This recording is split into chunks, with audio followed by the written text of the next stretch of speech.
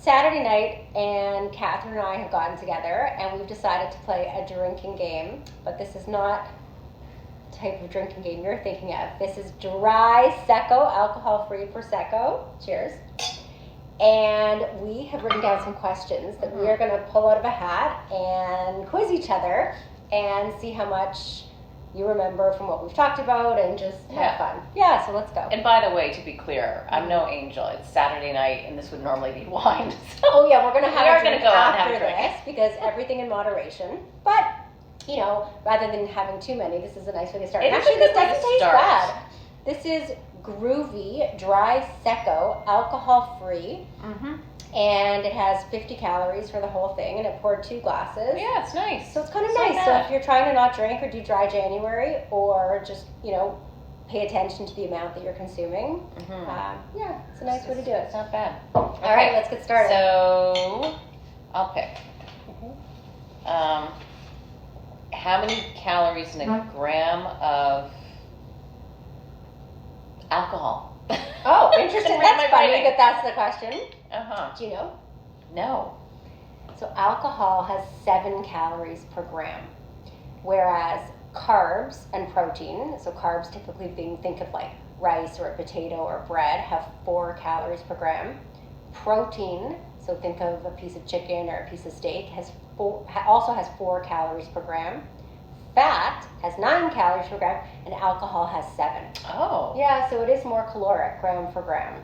That's interesting. Yeah. So if you think, usually when you think about how much alcohol you're drinking, you think in terms of fluid ounces, not grams. Yeah, that's why I'm wondering, like, why are we even talking about grams as it relates to alcohol or anything? You're saying that's the way to do it.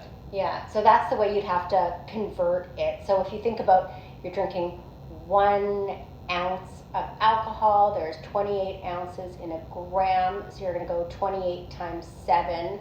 So that seems like a lot of calories for... Oh, that's because it's not pure alcohol. So alcohol is not 100% distilled, meaning it's not pure alcohol. It's mixed usually with some water or something else like that. But anyhow, that's the calculation. Okay. So there you have it. Okay, let's do the next one. All right. Next one is... What is a heart attack? So if you're catching up on any of our old episodes, it's actually really interesting and important. Listen, I didn't know the difference between a heart attack and a cardiac arrest. So let's review. Do you remember? Well, I remember that one is very difficult to come back from. Correct. And I think that's the cardiac arrest. You're right. Yeah. And the heart attack, you're still with it. Yeah, you're right. Right? So a heart attack is basically when your heart doesn't get oxygen, and so a portion of it dies. So it's also known as a myocardial, and that's the muscle of your heart, infarction, death. So if you have a lack of blood flow to the heart, let's say you have a clot blocking it or cholesterol plaque and it doesn't get oxygen, you can have a heart attack. And someone, when they have a heart attack, it's painful. Part of your heart's dying, so people will say like, oh, they have chest pain, get me to a doctor. Whereas a cardiac arrest is when your heart stops beating and the person will collapse and be unconscious, and they need the defibrillator. The defibrillator, correct. And we've talked about buying these at-home defibrillators and keeping them handy. Correct. And you say they're foolproof. Well, foolproof meaning that they're automatic and easy to use. So when you put the paddles on the person's heart, if they're not truly in a cardiac arrest, let's say they just fainted, it won't go off. So it will tell you, this is a shockable rhythm, and it will then go off, and it will shock the heart. And if they are in a rhythm that can be brought back, they could be revived potentially. I mean, that's what you hope. Okay. Yeah. So that's a big difference, heart attack versus cardiac arrest. Now, a heart attack can lead to a cardiac arrest, because if you have a heart attack and your heart's deprived of oxygen for long enough, and enough of it dies, it could throw off the rhythm of the heart, and it could go into a fibrillation where it's not beating properly, and then you could have a cardiac arrest. So a big reason for a cardiac arrest is a heart attack. Okay, got it. Would you like to pick? Sure.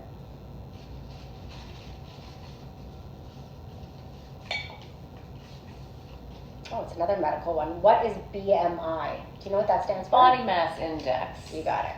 And do you know how to calculate your body mass index? No, I thought you had to go and get a machine to do it. No, so it's a calculation. So you take your weight in kilograms divided by your height in meters squared. Okay. So that you need to get I don't know. Yeah. Well, I know my weight in kilograms. I don't know what my height in meters squared is. But your ideal body mass index is somewhere between 18.5 and 25. So generally speaking, you want to fall within that range. Now, there's always exceptions for someone that might have a ton of muscle. They might have a higher BMI. But usually that's a good place to be. That's pretty low, though, I think, for the average North American person, 25 on the high side. Don't you think? Yeah, but that's really where you should be. Above 25, you'd be considered overweight, and above 30, you'd be considered obese, and above 40, you'd be considered morbidly obese. And it's not that hard to get there. Yeah. No. Yeah. Okay, next. Fun conversation here. Okay. Why invest now? Why don't you answer? Because you have a really interesting history, I think, with investing, and you really took a participatory role in your investments. So why invest now? So a saying that I've remembered and has stuck with me is that time in the market is more important than timing the market. Meaning that the sooner you start and the longer you just hold in the market, you'll reap the benefits of compound interest. So why invest now is because the early you want to have time on your side. You want to start earlier so you can really take advantage of that compounding. And let me just add to that, it's interesting, sometimes people are so afraid that they're going to make a mistake with their first investment. And I was kind of, someone who's young, and I was advising, I gave her some money after she graduated just last year to invest. And we've been talking about it, and it's always great to talk about it. But the reality is, and I don't want to push or anything, but the market's been up 30% since we've been talking. So just think about it. If you invested $10,000, you're up $3,000 without doing anything but deciding to buy the market. And I think that's just so powerful. Now, you could have also been down $3,000, but then, the markets historically have continued to go higher. So just sitting there sometimes doing nothing isn't the best thing. So I read that on average, if you look at the stock market historically, on average it returns 7% per year. So that's taking into account some years that did amazing, like this past year, and some years that didn't so good. But on average, you can expect a 7% return. And 7% doesn't seem like that much. But like you said, it's a lot for doing nothing. And the longer, so let's say you put in $100, okay? And the market, you make $7. So that means next year, without doing anything, that 100 turns into $107. And then that gets reinvested. Right, and you're making 7% on the 107. And then time, it adds up and adds up. It adds up. And that's why Warren Buffett accumulated the majority of his wealth after the age of 60, because when the numbers get higher, the compounding gets really serious. When you start compounding on $1 billion, it's a lot. Anyhow, so these are some of the things I've learned from Catherine and other people that I've spoken to. Yeah. Okay. One more? One more. Okay. Let's see here. I wrote all these in my bad handwriting. I should have been the doctor. I always actually wanted to be. Did you? I did, yeah. Really? I always so what stopped did. you from going into medicine? So I did go to school in the States for middle school, and I think that if I'd stayed there, I probably would have pursued that. But when we got back to Canada, one of my neighbors is a very well-known investor here in Canada, and he opened my eyes to what investing is when I was only, maybe 16, 15 years old. And I just thought, my decision to go to Wall Street was, he said to me, it's a meritocracy. Like, I knew I wouldn't be the type of personality to climb the corporate ladder, but if you can put me somewhere and I can work harder than anybody else, you do well. Is that what you mean by that? A meritocracy, yeah. Means what? How hard you work pays off? Yeah. And so Wall Street is the prime example. It's so funny too, because I went into medicine. It's so funny how you're influenced by the people that you're around. Always, yeah. And I remember deciding what to go into at university, and I went to McGill, and I was deciding between going into sciences to do potentially medicine or management, because I was always interested in business, and I was always very entrepreneurial, and I just, I had that spirit, But I didn't know anybody really in business. My dad was a dentist. My uncle was a doctor. My other cousin was a doctor. I had lots of doctors in my family. So I was like, guess I'm going to be a doctor. Good idea. I'm a doctor. Yeah. Mind you, I thought of this today. when we were going to film, how we met each other is Mhm. because one of Melissa's cousins is actually in finance on Wall Street. Was at one of the big, was at one of the big banks, and then also one of the largest hedge funds and most successful hedge funds in the world, which happened to be one of my clients. So I covered mean he was my client. You get on the trading desk every day, you call him about the various research calls that our firm, our big bulge bracket firm that I was at, was making at the time. And then they pay you based on how good that information is. They trade through you in huge amounts of shares. Huh. So that's how I met your cousin, and that's how I met you. And when you knew your doctor, he introduced you to me. That's right. Yeah. Okay. And then we would play these drinking games with fake alcohol and cowboy hats. Well, that's where it's evolved to. Isn't that the truth? Okay, if you can read my writing. Okay, what is the second leading cause of cancer death worldwide? I have no idea.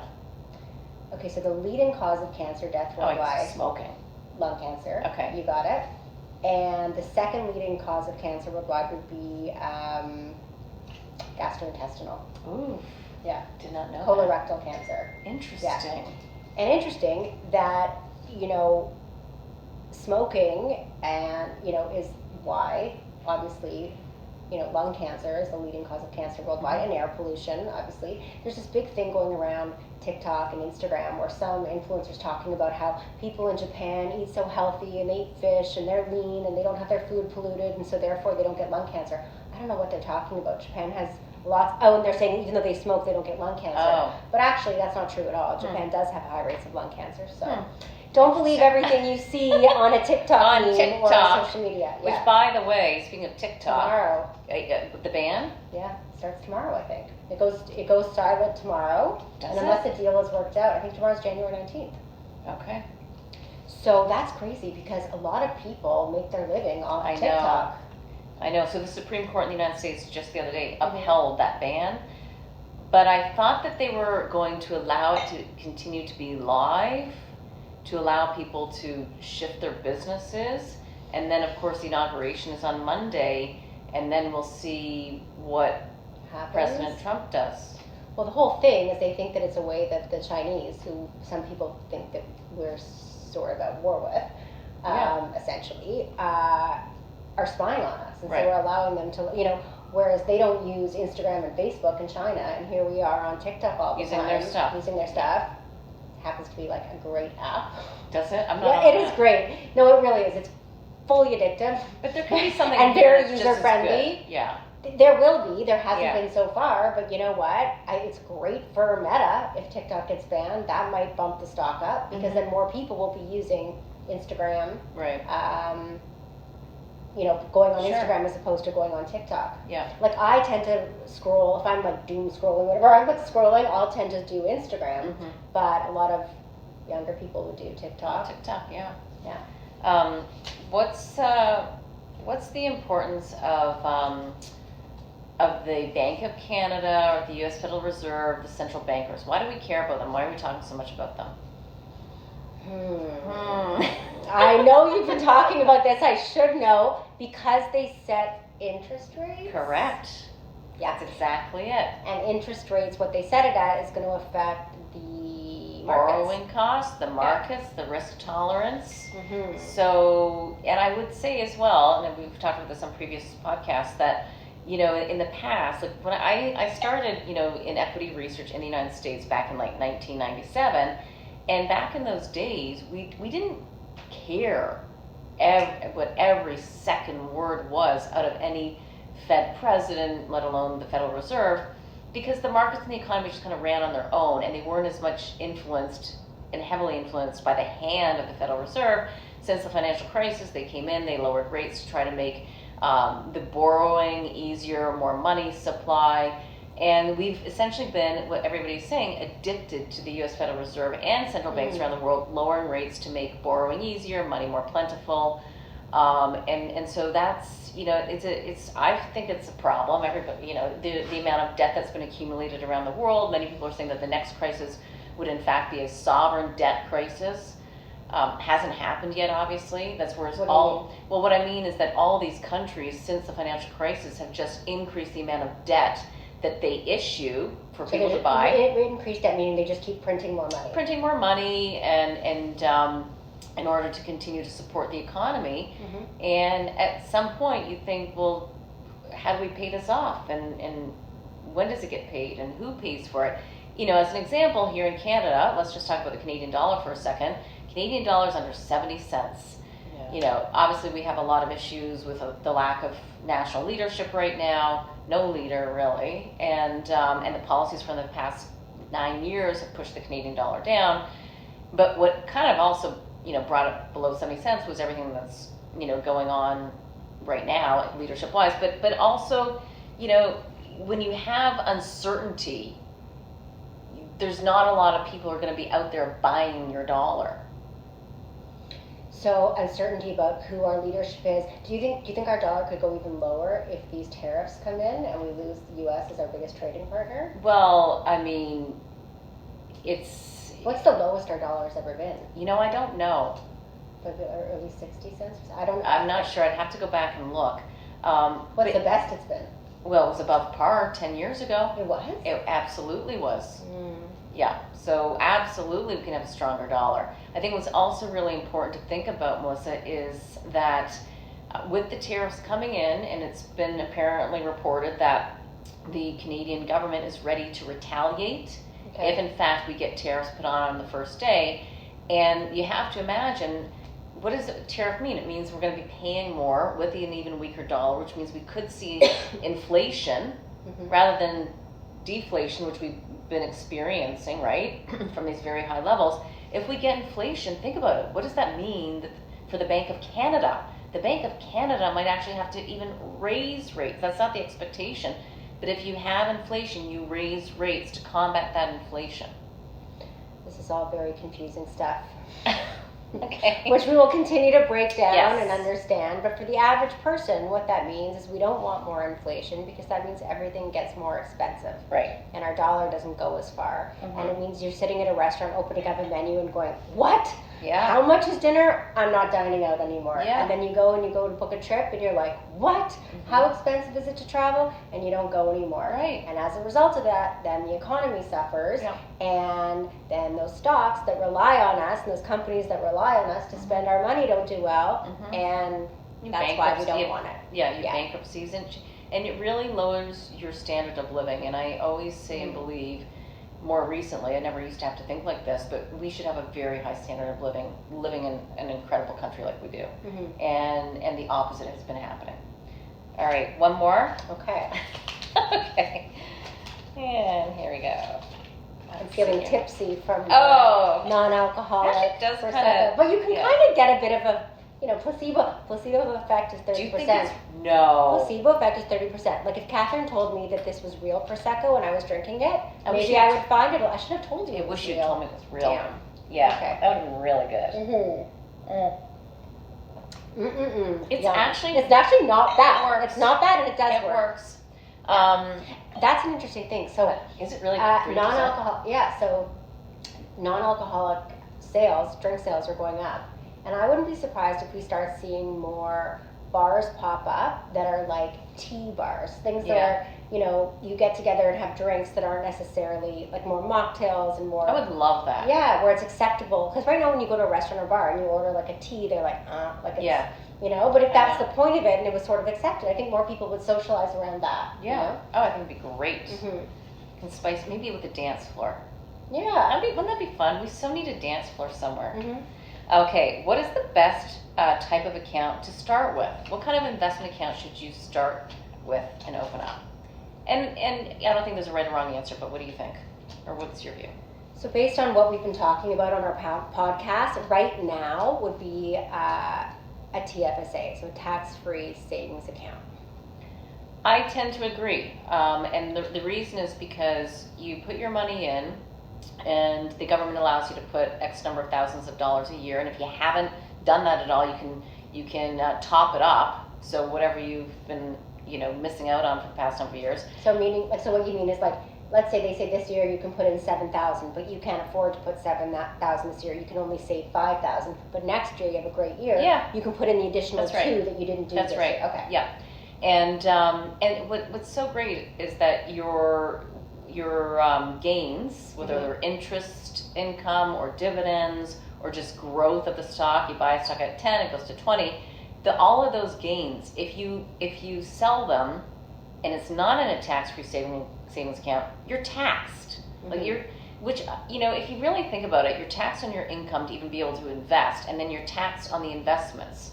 So there's a lot of taxing going on here. So with having a TFSA, it earns the returns tax-free, and you can take it out tax-free. So you're not even, getting taxed when you take it out. So I just think it's so great as a way to think about, if I have something big I want to buy, like a house or a second property, try to make your money in there, and you can take it out tax-free, and then put back in the difference. Yeah. And put. And you can start a tax-free savings account at 18. 18. Okay. Yeah. And if you wanted to start an account before the age of 18, that would be called a trust fund. Okay. So get a parent. Get a parent. Well, there's other accounts though that parents can set up for their kids, like the educational accounts. RESPs. Yeah. The one reason why I'm not a huge fan of RSPs, retirement savings account, is because the whole idea is you put this money in. Yes, it grows tax-free like the tax-free savings account. And the whole idea though is that when you're 70 or 80 or whatever, your income tax is lower because you're not making money. But my whole point is why I don't like to operate with thinking I'm going to be poorer in the future and therefore a lower tax rate. So the first account I started was a RSP because TFSAs didn't exist when I started saving, and so that's the first investment account I had.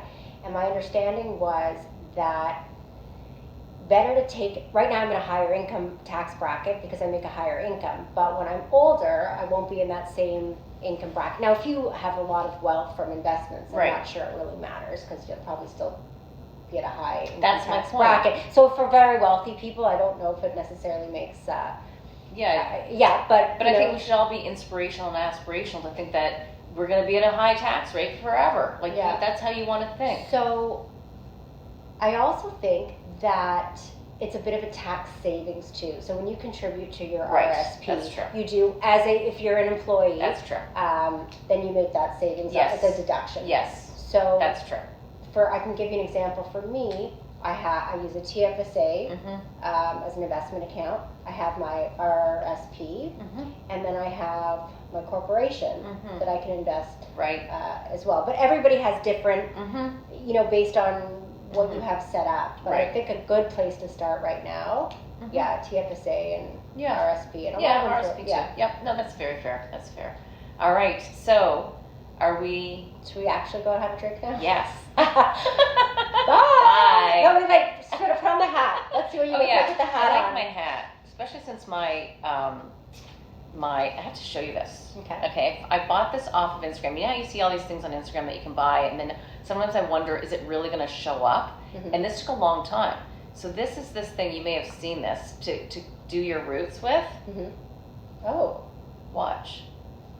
Oh, it's amazing. Is it amazing? Yes, it's amazing. I don't think it's that great. It's great. You're blonde. Because I have to do me. You don't need it. Oh yeah, it's good. Because your hair's lighter than mine, so it looks better on you. No, it gives you a little. Gives you a little bit. So it's called Waver Low. I think Bethany Frankel's done it. You'll see it on Instagram. Anyway, it finally came, but that's also why I thought I'd bring my hat out tonight. Yeah. Because I think here's the problem, Melissa. Oh, it looks so good. Thank you. One more thing. Hair not the same as hormones change. Do you know why? Do we know why? Because that's why I'm eating so much protein now. So with age and hormones changing and just collagen changing and skin changing, we don't have the same youthful ability to grow hair that we'd like on our head. Okay. It just shifts to other places. Okay. But there's some hacks. We can talk. We can do a big hair discussion. Yeah, let's do that. Yeah. I thought you were going to say a hat discussion. I'm like, can do that too. Yeah. You know what? I love the saying, hold on to your hat in life, and that's why I personally have so many hats. I'm like, just hold on. Hold on to your hat. Hold on to your that's hat. a cute one. I really like it. Thank you. All right, we're off. Bye.